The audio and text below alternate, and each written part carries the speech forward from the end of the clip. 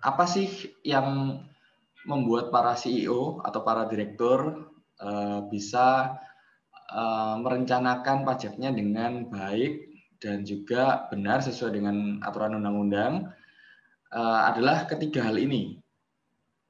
Maksudnya gini, kalau kita mempunyai PT, kita ngomong PT ya, bukan CV. Kalau CV sudah jelas, CV itu kita narik dari CV kita sendiri itu sudah bebas pajak dengan namanya privé.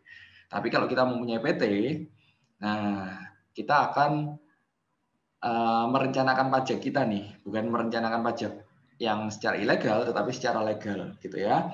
Kita merencanakan pajak ada 3 cara, yaitu pakai gaji, pakai sewa atau dividen, gitu ya. Paling enak yang mana, Pak?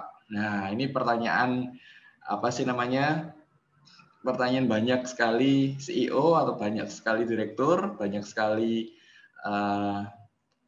pimpinan di perusahaan-perusahaan di PT.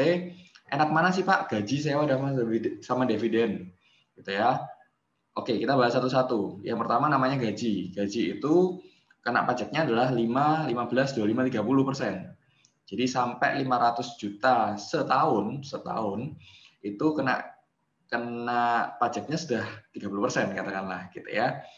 Nah, di sisi perusahaan akan menjadi beban gaji. Jadi bisa dibiayakan secara pajak.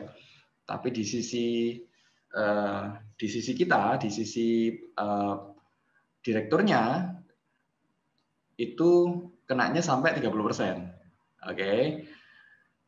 Saya bahas yang ketiga dulu deh, yang namanya dividen, gitu ya. Dividen kenanya hanya 10% pajaknya.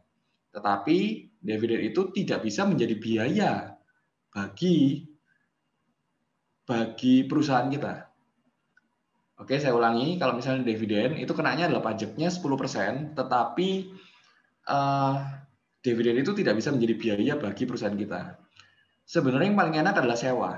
Kenapa? Karena sewa itu sama-sama kena pajaknya adalah 10%, sama dengan dividen kena pajaknya adalah 10%, tetapi bisa dibiayakan bagi perusahaan kita. Jadi perusahaan kita bisa membiayakan namanya biaya sewa. Tapi dengan catatan PT kita itu menyewa tempat, menyewa gedung, menyewa tanah bangunan di properti milik kita sendiri. Nah, kalau misalnya PT kita itu menyewa di properti milik orang lain, ya mohon maaf, nggak bisa. Gitu. Ya, jadi ya contoh nih, saya punya ruko. Nah, rukonya itu ditempati oleh PT saya sendiri.